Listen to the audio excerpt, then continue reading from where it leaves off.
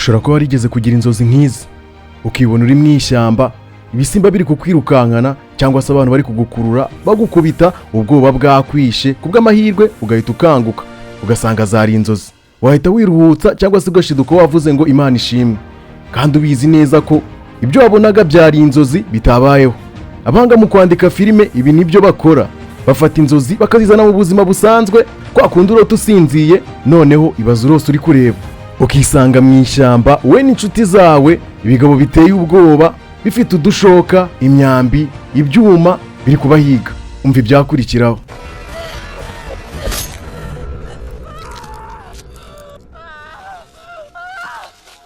Aya majwi nayo muri filime yitwa Wrong Turn, filime y'ikikango iri mu bwicanyi buteye ubwoba. Umugabo wayanditse ni umunyamerika witwa R&B Eroy, yanditse inkuru iteye ubwoba kurusha izindi zose zariho mbere y'umwaka w'ibihumbi 2000, zirimo nka The Hills Have Eyes cyangwa se ngo imisozi ifite amaso, ndetse n'indi nayo iteye ubwoba yitwa The Texas Chain Massacre. We yanditse filime y'abantu baba bari mu rugendo ubundi bakayoba bagaca inzira itariyo, aribyo bita Wrong Turn cyangwa se kuyoba, ubundi bakisanga mu ishyamba ry'inzitane babuze aho basohokera, bari guhigwa, ufashwe bakamurya ari muzima, abandi bakabica cyangwa se bakabaca ibice by'umubiri bagenzi babo bareba. Muri iyi filime Wrong Turn haba harimo abantu baba mu ishyamba baba bateye ubwoba kubera imiterere yabo idasanzwe, mu cyongereza babita mutants. Ni gute iyi filime bayikinnye kugeza ku rwego uyirebye wese aba yikanga buri uko bagiriye nabi umuntu uri muri iyi filime akiyumva nawe nkaho ubwo buribwe bumugezeho, mbese akamera nkaho ariwe bakase nk'akaguru. Uyirebye wese asigarana ubwoba bwinshi nkaho ibyo yabonye biri kumubaho. Nitwa Elize, uri kumva Isano Radio 92.0.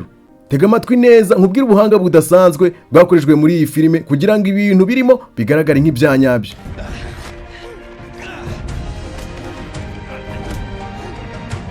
Nuko biba bimeze mu gice cya kabiri cya Wrong Turn cyitwa Dead End. Itsinda ry'abasore n'inkumi bagera ku 8 aribo Nina, Jake, Janice, Elena, Amber, Mala, Cambray ndetse na Delmath wahoze ari umusirikare baza mu ishyamba kubafatira amashusho ya filime.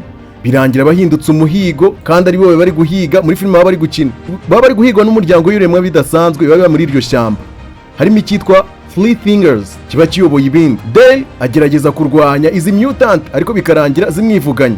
Iyi filime irangira harokotse abantu babiri gusa aribo Nina ndetse na Jake. Mu nzira bari gushaka aho bacikira babona ikimodoka cyapfuye ariko bakagerageza kucyatsa kubw'amahirwe bikarangira gikoze bagacika gutyo. Reka nkubwire bamwe mu bahanga bateguye iyi filime bakayishyira ku rwego rudasanzwe kugeza ubwo iyi filime yatwaye ibihembo byinshi bya Oscar ndetse n'ibindi bihembo bihabwa filime za mbere ku isi. Wayoboye iyi filime cyangwa se director wayo yitwa Robbie Sachmid, naho wayanditse cyangwa se writer yitwa R&B Mark Eroy.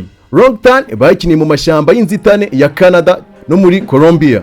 Ibi bitandukanye n'izindi filime zimenyerewe cyane ko muri filime z'abanyamerika bakorera cyane muri Hollywood, bakiniramo amafilime yabo batiriwe bajya hanze kandi bikagaragara nkaho bazikiniye hanze. Gusa muri iyi filime ho bashakaga ko iyi filime iba nkaho ibintu ari ibyanyabyo, kuko kuba abakinnyi barakiniye mu mashyamba byatumaga n'ubundi bakinana ubwoba ku buryo ubibonye abona ko n'ubundi ibyo bintu bisa n'ibyanyabyo. Bahisemo kujya kwishutingira muri Canada kuko amashyamba yaho yari ateye ubwoba, hari imihanda yatawe itagikoreshwa ku buryo umuntu uvuga ko yahaburiye cyangwa se muri filime iyo umuntu yabaga ari kuvuga ko yahaburiye, umuntu wabaga uri kureba iyo filime cyangwa se abantu babaga bari kuri set n'ubundi babonaga ko ibyo bintu ari ibyanyabyo kubera ko iyi mihanda n'ubundi yabaga ishaje cyane, umuntu atabishidikanyaho ko yaba yabuze. Ibi byatumye iyi filime ikomeza kuba iteye ubwoba cyane yigeze ibaho mu mateka y'isi. Reka nkubwire uko bakoze iyi filime n'uburyo bateguye izi mutant cyangwa se aba bagabo badasanzwe bagaragaye muri iyi filime barya abantu banica abantu.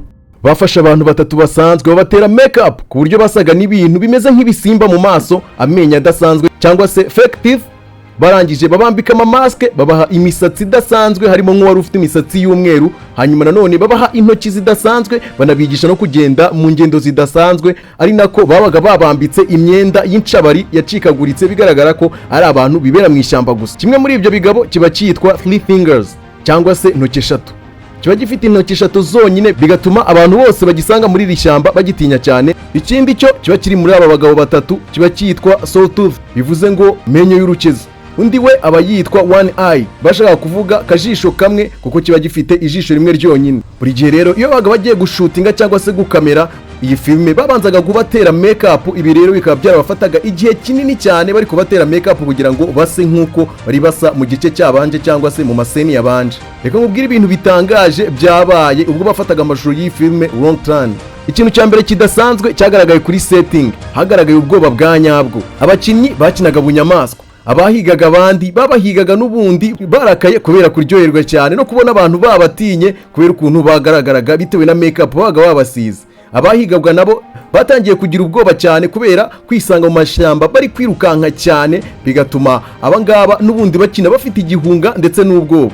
Abakinnyi bose bakinnye iyi filime byagezaho batangira kwifata nk'ubuzima busanzwe, bagakina n'ubundi basa n'abari gukiza amagara yabo kubera ko abenshi no muri iyi filime buri muntu wasangaga ari gukina ahantu he ha wenyine, bigatuma n'ubundi akina afite igihunga ndetse n'ubwoba, bikagaragara kuri kamera apana nk'umuntu uri gukina filime cyangwa se ibintu bamwandikiye, ahubwo nk'umuntu n'ubundi usanzwe n'ubundi ari guhigwa n'abantu bashaka kumwica. Iyi filime bayikinaga ahantu hadatuwe, bigatuma no mu masaha ya nimugoroba bakomeza kuyikina kubera ko nta muntu bari kubangamira. Amashusho bafataga nijoro n'ubundi yabaga ateye ubwoba cyane kubera ko byageraga nijoro abakinnyi barushe kandi bafite n'ubwoba kubera ukuntu baga biriwe bari kwirukanka mu mashyamba bazenguruka mu biti, bamwe bagize n'isereri ndetse batangiye no kuzungerera. Bagezeho batangira no kuzajya bagira ubwoba igihe babaga bari kuri setting cyangwa se baraho bakiniraga, bagatekereza ko aho hafi haba hari abantu bari kubareba atari ibya filime ahubwo bakaba ari ibyanyabyo, bagatekereza ko haba hari abantu bari kubareba bakaba babagirira nabi, nk'uko n'ubundi iyi filime yabo yari yanditse ko muri iyi filime abantu bari kwitambukira mu ishyamba hari abandi bantu bari kubareba bakaza kubataka. Mu gufata amashusho ya Wrong Turn hari abakomeretse byanyabyo bitari ibya filime. Abakinnyi barakomerekaga kubera kwirukanka cyane banyuze mu mayira yo mu mashyamba yuzuye amabuye menshi muri aya mashyamba ya Canada. Nanone igihe bakinnye iyi filime kiri mu byabagoye cyane kubera ko bakinnye mu gihe cy'imbeho, cyane ko mu gihugu cya Canada hahora y'imbeho kandi nyinshi. Buri gihe rero iyo baga bari gukina wasanga bari gutitira, bigahita bihuzwa nuko director yabaga ashaka ko abakinnyi batitira kugira ngo bigaragare nk'abafite ubwoba.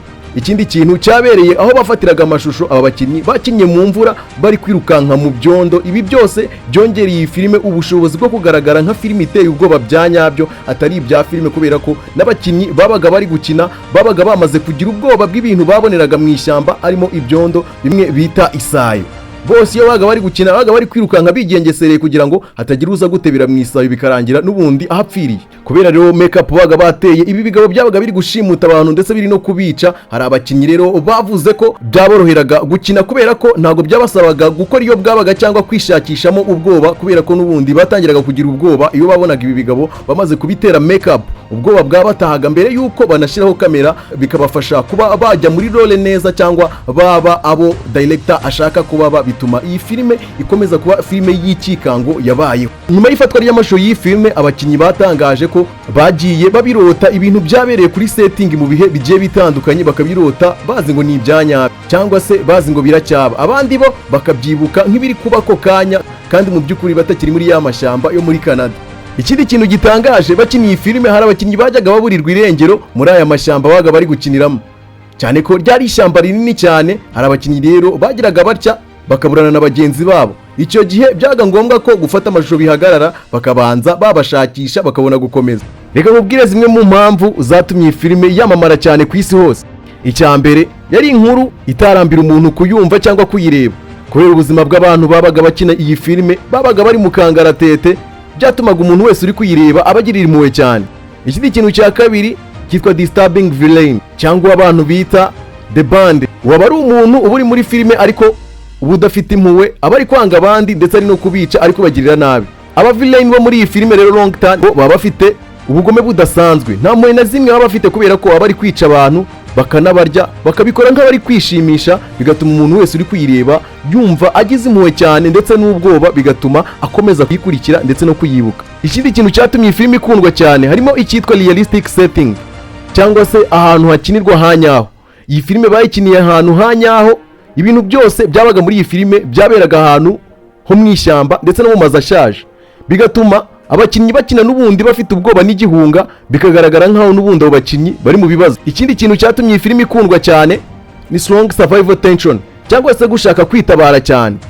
Umunyarwanda niwe wabivuze neza ngo yamagara aterewe hejuru buri wese asamaye. Muri iyi filime iyo bisangaga muri aya mashyamba bya biremwa bitangiye kubahiga, buri wese yatangiraga gukiza amagara ye, agatangira guhungisha ubuzima bwe.